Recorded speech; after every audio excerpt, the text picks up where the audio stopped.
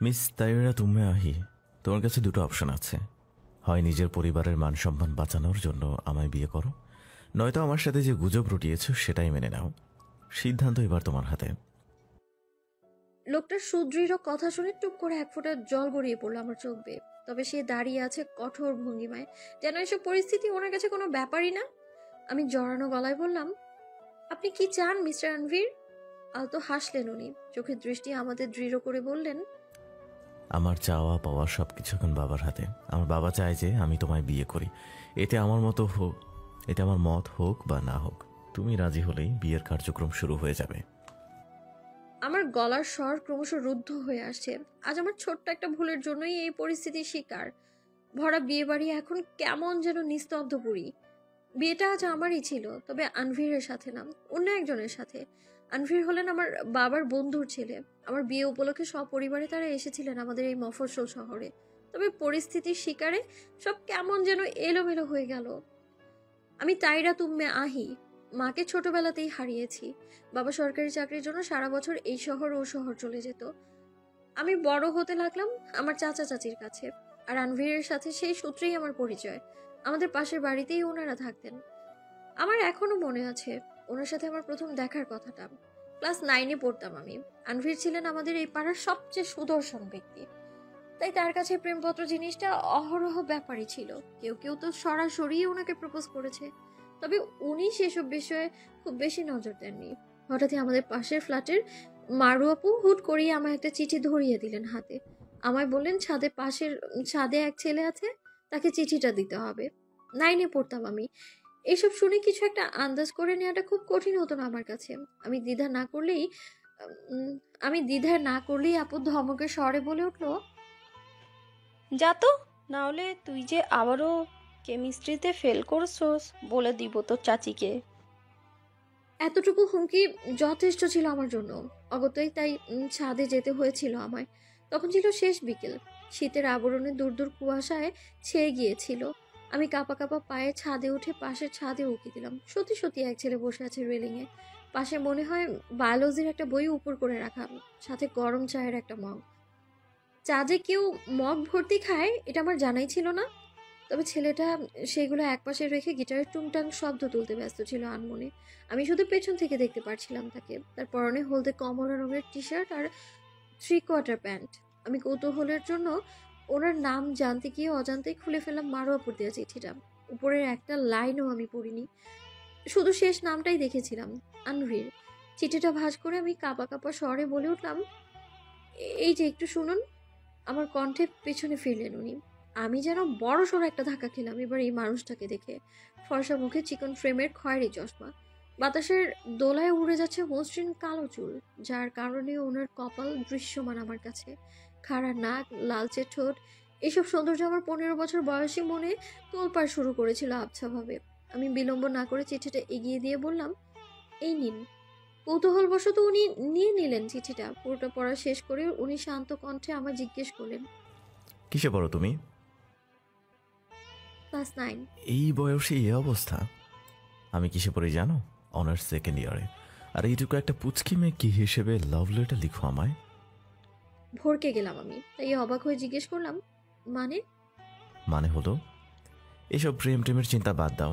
ছোট তুমি, আগে পড়াশোনা করো। এসব করার জন্য দিন অনেক আছে। এখন তোমার প্রেম করার বয়স না পিচ্ছি, হামাগুড়ি দেওয়ার বয়স।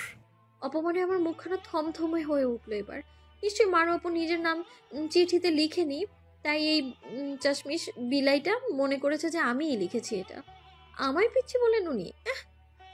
এবার তাই রাগে গজগজ করতে করতে বলে ফেললাম, দেখুন চিঠিটা আমি না, আমার পাশের ফ্ল্যাটের মারু আপু দিতে বলেছিল আপনাকে, তাই দিয়ে দিই। এখন এইসব উদ্ভট চিন্তা বাদ দিন। আর হ্যাঁ, আমি জানি আমি পিচ্ছি, প্রেম করার বয়স এখনো আমার হয়নি। কিন্তু যদি প্রেম বা বিয়ে করার বয়স হয়েই যায়, আর যাই হোক, আপনার মতো চাশমিশ বেলেকে আমি বিয়ে করব না। হাহ। সেই প্রথম সাক্ষাতের কথা মনে পড়ে হঠাৎই আমার ঠোঁটের কোণে তার ছেলের একটা হাসি ফুটে উঠলো এবার। এত সময় পর আজ পরিস্থিতি বাধ্য করেছে আমায় ওনাকে বিয়ে করতে। আনভিরের সাথে ছোটবেলা থেকে খুব বেশি একটা কথা হয়নি আমার। পরবর্তীতে আমি ক্লাস 10-এ পড়াকালীন সময়ে ওনারা সপরিবারে ঢাকায় চলে যান। আমার বাবার সাথে নিয়মিত যোগাযোগ থাকলেও এক প্রকার আমি ভুলেই গিয়েছিলাম তাকে। আর এত বছর পর ওনারা এসেছিলেন আমার বিয়েতে। ঘটনাটি হয়েছিল গতকাল গায়ে হলুদের রাতে।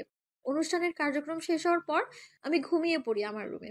আমাদের এই ভিটের শহর থেকে তুলনামূলক একটু দূরে হওয়ায় নীরবতার প্রকোপটাও বেশ। এমন কোলাহলবিহীন সময় আমার রুমের দরজায় হালকাভাবে টোকা পড়লো হঠাৎ। রাত প্রায় ৩টা বাজে। এমন সময় দরজায় টোকা পড়াতে একটু চমকেই যাই আমি। এমন সময় দরজায় টোকা পড়াতে একটু চমকেই যাই আমি। মনে যাচ্ছে অজস্র চিন্তা। তাই উঠে দরজা খুলে দেখলাম আনভির দাঁড়ানো আছে দরজায় ভর দিয়ে। শরীরটা ক্লান্ত, চোখ মুখও লাল হয়ে আছে।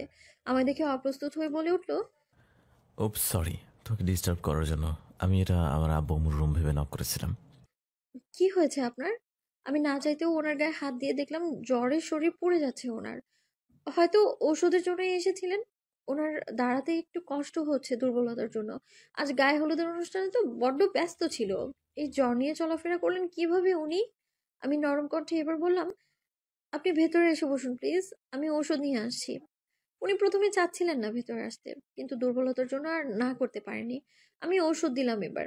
কিন্তু কিছুক্ষণ পর দেখা গেল আনভিরের শরীর ভার হয়ে আসছে। আমি এবার বললাম, এমন জ্বর নিয়ে ঘোরাফেরা করলে তো এমনটাই হবে। ওষুধের কাজ শুরু হতে একটু সময় লাগবে, আপনি এখানেই ঘুমিয়ে পড়ুন। পাগল তুমি! আমি কখনোই এত রাতে একটা মেয়ের ঘরে ঘুমাতে পারবো না। এমন দুর্বল শরীর নিয়ে যাবেন কিভাবে শুনি? তাছাড়া আঙ্কেল আন্টি এই বিয়ে বাড়িতে কোন ঘরে শুয়েছে তাও আমার জানা নেই। এত রাতে পরে আপনার জ্বর নিয়ে হই হুল্লোড় শুরু হয়ে যাবে। আনভীর ভাবলেন কিছুক্ষণ।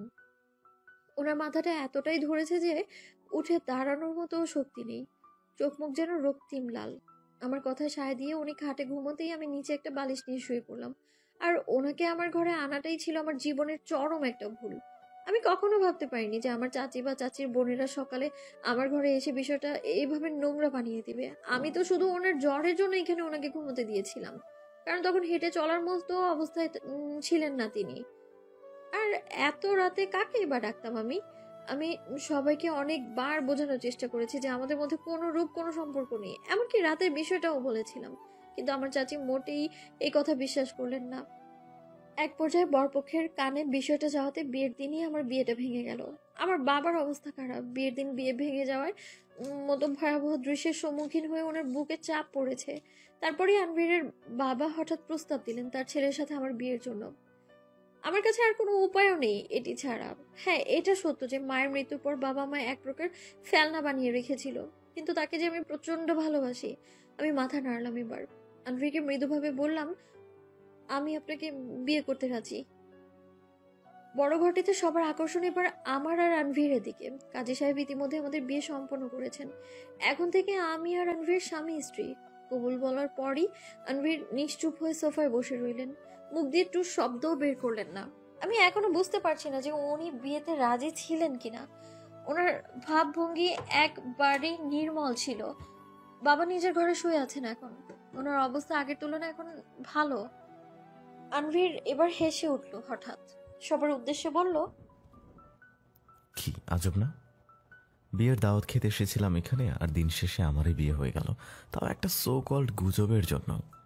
সবাই চুপ। আনভির আবার বললেন, আমাদের মধ্যে এরকম কখনোই কিছু ছিল না, কিন্তু কি করলেন আপনারা? এই মেয়েটার বিয়ে ভাঙিয়ে আমার সাথে বিয়ে করতে ওকে বাধ্য করলেন।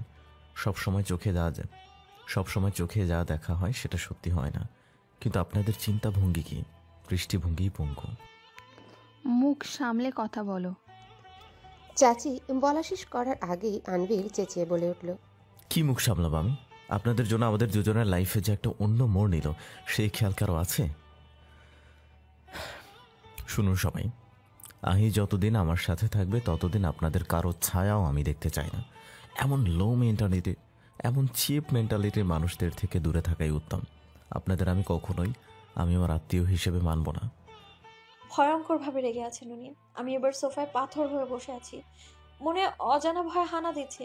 আনভিরের বাবা এবার ওনাকে জিজ্ঞেস করলেন, আহিকে মানাতে পারবে? আনভির শান্ত হলেন, অতঃপর জড়ানো কণ্ঠে বললেন, সেটা দেখা যাবে। আহি, চলো এখান থেকে। বলেই আনভির কোনো দিকে না তাকিয়ে প্রস্থান করলেন জায়গাটি। আমার চোখে অজান্তে পানি চলে আসলো এবার। বাবার সাথে এখন চাইলেও আর দেখা করতে পারবো না। বাইরে এসে দেখি আনভিরের বড় ভাই আজরান ভাইয়া গাড়ি ইতিমধ্যেই বের করে নিয়ে এসেছে। তার পাশেই বসা শিউলি ভাবি। আনভি চুপচাপ ওই গাড়িতে বসে পড়লো। একবার বসতেও বললো না আমায়। আমি দ্বিধায় পড়েছি যে গাড়িতে বসবো কি না। তারপর পেছন থেকে ওনার বাবা বলে উঠলেন, এ কি আহি, গাড়িতে বসো গিয়ে, আমরা অন্য গাড়িতে আসছি। তানভীর, ওকে এভাবে দাঁড় করে রেখেছো কেন? ভেতরে বসেই দরজাটা খুলে দিল আনভীর। আড়ষ্ট কণ্ঠে বলল, ওকে এখনো পিচ্ছি যে দরজা খুলে দিতে হবে?